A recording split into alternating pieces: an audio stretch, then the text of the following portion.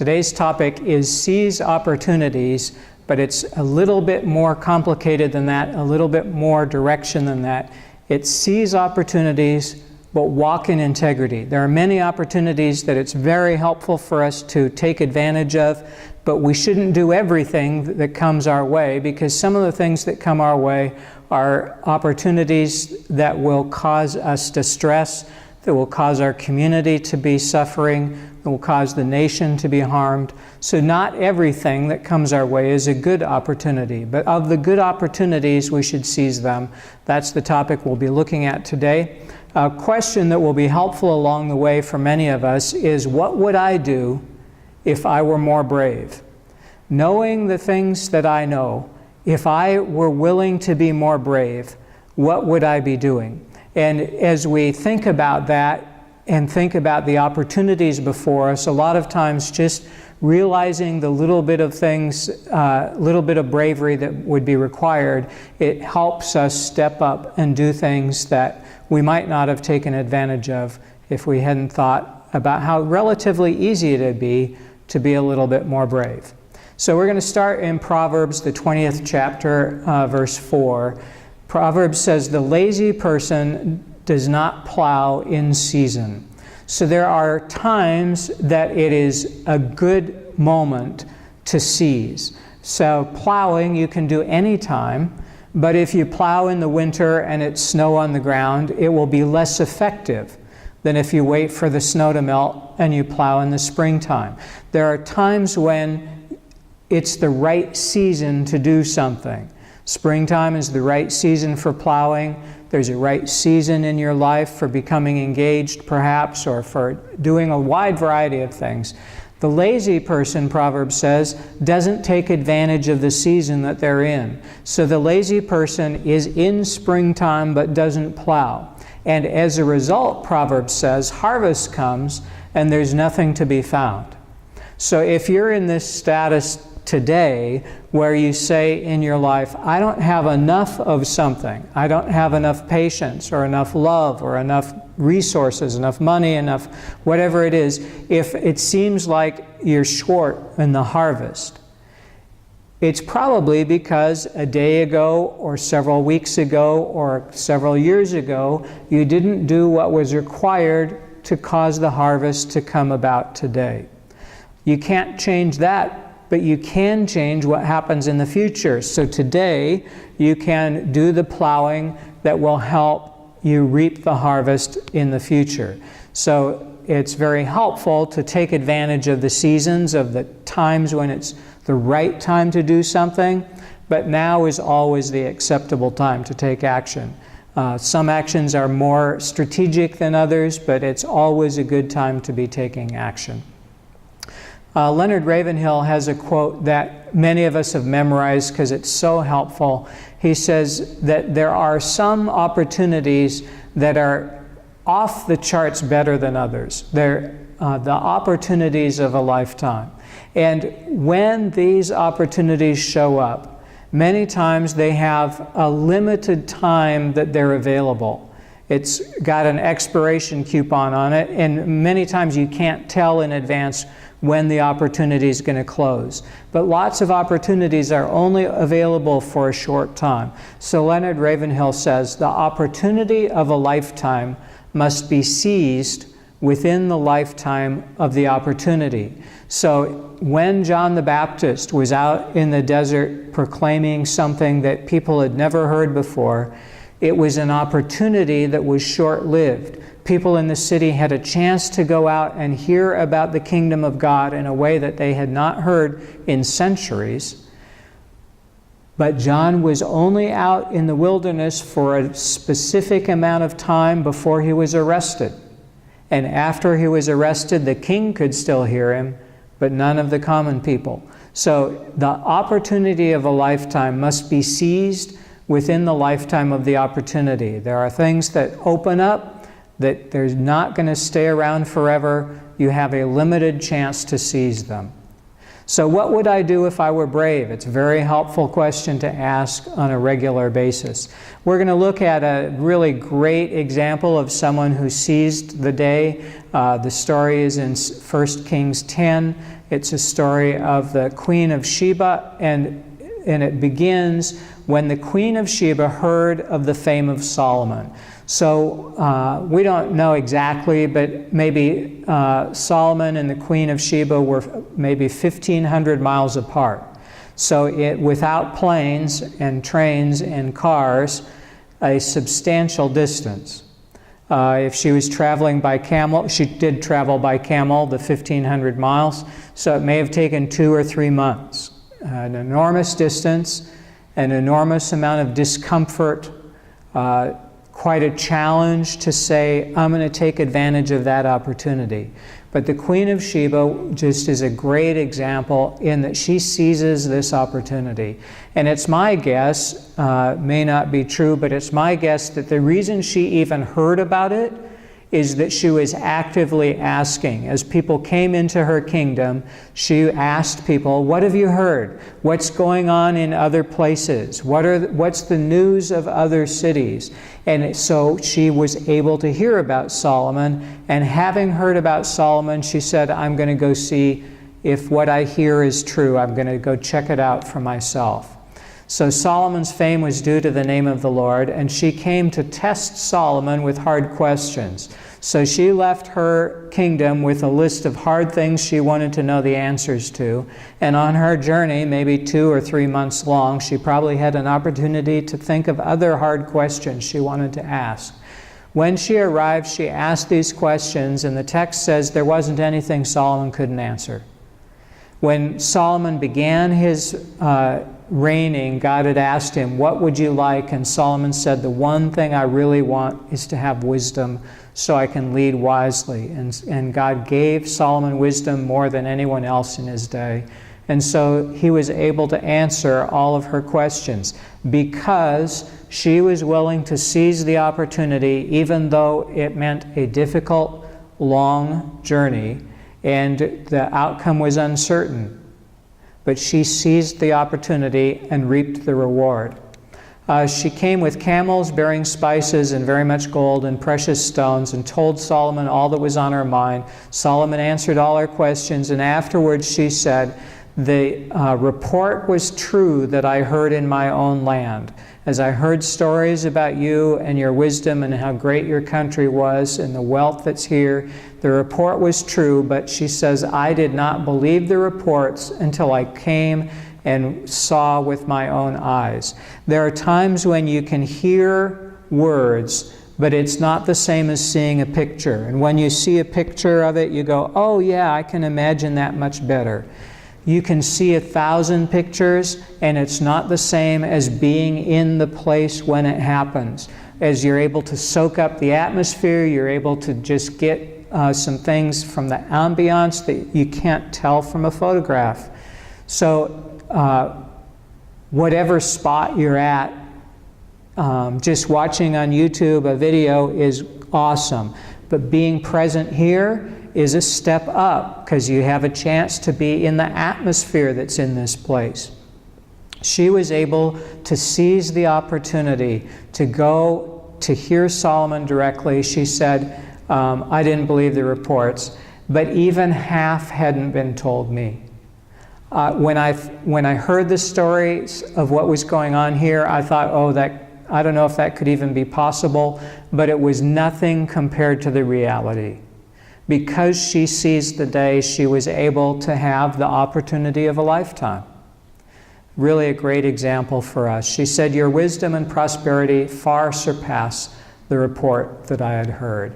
Blessed be the Lord your God, who has delighted in you and set you on the throne of Israel. So how good if we could take the example of the Queen of Sheba and seize the opportunities in our day. When Jesus was talking to the crowds, at one point he talked about the Queen of Sheba. He said to the crowds, the Queen of the South, the Queen of Sheba, will rise up in the judgment with this generation and condemn it. So the Bible teaches, Jesus teaches that sometimes in our lifetime there is justice. We're all called to work on behalf of justice. When we see things that aren't right, we're to step up and take part and try and put it to the right. But Jesus says that in some cases we'll die and it'll still be unresolved. The justice will not have come. But Jesus says you don't have to worry about it. At the end of time, everything is going to be sorted out. Everyone's going to rise to new life, and the unjust actions will be taken care of, and the just actions will be rewarded. Jesus says at this end time, when things are all being sorted out, the Queen of the South is going to rise up and talk to this present generation who didn't seize opportunities, because she came from the ends of the earth to listen to the wisdom of Solomon. She knew her trip was going to be long and hard. She took it anyway to listen to the wisdom of Solomon, and Jesus said something greater than Solomon's here. It's an opportunity when you're reading the Gospels, reading the story about Jesus. It's something that's far better even than the wisest man in the world in his days, King Solomon. Jesus is worth finding out about, investigating, finding out what is it that happened in his lifetime. Something greater than Solomon is here, Jesus said. So in 2 Corinthians chapter 6, it says, "At an acceptable time I listened to you, and on a day of salvation I've helped you. But now is the acceptable time, and now is the day of salvation." So for those of you who've been kind of on the fence with Jesus, you realize that you've been hearing the story about Jesus, but have not said, "Jesus, I want to follow you. I want you as my Lord, and I want to quit doing things that I know are not helpful, and I want to start doing things that you tell me are good." Now is the day of salvation. It's the right time to make those choices and to begin doing things that you know would be good. To have the bravery to do things that maybe you haven't done yet. Another quote from Leonard Ravenhill: "Are the things that you're living for worth Christ dying for?" That Jesus died for us on the cross to purchase our salvation, to put things right between us and God. And it came at a great cost to him. So given that, are we using our lives in a way that is appropriate given Jesus' amazing sacrifice on our behalf? Are the things that we're living for the kinds of things we'll be proud of at the end of time when everything gets sorted out and justice finally is accomplished, if it hasn't been accomplished in this lifetime? Proverbs 28 will advance our story a little bit as we think about seizing opportunities but walking in integrity. It says it's better to be poor and walk in integrity than to be crooked in one's ways, even though rich. So there are some opportunities that will make you rich, but it will cause you to do things that are dishonest and unhelpful. That's not worth it, Proverbs says. Proverbs written by Solomon, the bulk of it written by Solomon. So Solomon in his wisdom left us this book so we can read Proverbs and get great understanding. We can read the story of Jesus and get great understanding. Proverbs says, better to be poor and to walk in integrity than to have great wealth, but to have gotten it in through crooked ways. So Robert Cialdini has written a book called Persuasion, a revolutionary way to influence and persuade. And in the 13th chapter, he talks about this. What is it like when you're in an environment that's dishonest? So you're working for a company or in a group of friends that the way that they're earning their income is slightly or totally dishonest. They're making promises to customers that they're not keeping. They're setting up a stacked deck so that people are unable to get a realistic fair shake. something is going on that's dishonest. And he says in an environment like that, there's three things that happen that really should cause companies to say, we will not do anything dishonest, and take a firm stand on this because it's so destructive. So the three things that happen once you're in an environment where things are dishonest, he says one thing that happens is that quality suffers. When you're in a group where there's dishonest activity, it just doesn't feel right. People aren't motivated to pursue their best and to give it their all. And so as people are working on hard projects, research shows that they tend to give up early because they're kind of discouraged, because they're in a group that doesn't play fair. And when people are in a group that they believe in, that is trustworthy, that's helpful, then they're far more inclined to keep pressing and working on things and working to a solution. But quality suffers when you're in a dishonest environment. Second bad thing that happens as he's looking at research, Robert Cialdini says the second great thing that happens is that good people leave. And this has a couple negative consequences with it. One, anytime there's turnover, that's bad because it's so costly to replace someone in terms of training, the time and energy that's required to invest. Some people, when they leave, they cannot be replaced because they have a lifetime accumulation of experience that you will not be able to replicate. Others, you're able to replicate the things that they know after a season of a couple weeks, a couple months, a couple years. But when there's turnover, you keep losing a lot of knowledge and helpful things, and it takes a long time to regroup that. So if anybody leaves, it's a bad thing. But when good people leave, it's especially bad for a company because you've got the quality people who would really be able to help, who are now exiting because they don't want to be in an environment where things are dishonest. So that's the second bad thing that happens. And if you're in an environment where things are dishonest, third bad thing that happens is that dishonest people stay. They like the environment, and it gives them license to do things that they might not otherwise do. But seeing the CEO cheating or seeing customers not being treated well causes people to decide, well, on my expense report, I'm not going to be scrupulously honest, and take other behaviors that would look like they were completely unrelated. But they're not, because it's in an environment where dishonesty is tolerated. So when a corporation tolerates the dishonesty in the way that it treats others, its own employees start treating the company that same way. They start being dishonest within the company. It's just a really bad environment to be in, and often causes the collapse of the corporation.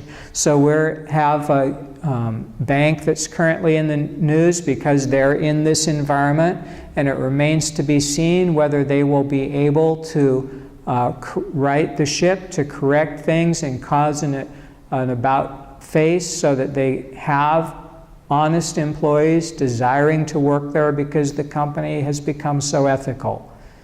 That's not the only choice that they might make. They might make the decision to try and cover up the dishonesty and pretend that it's taken care of, but not effectively deal with it.